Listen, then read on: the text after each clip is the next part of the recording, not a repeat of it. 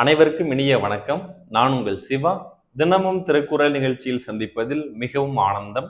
இன்றைய திருக்குறள் அதிகாரத்தின் பெயர் தீ நட்பு. குறள் எண் 813.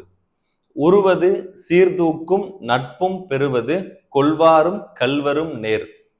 அதாவது நட்பு என்பது உண்மையாக அன்பு காட்டி பழகணும்.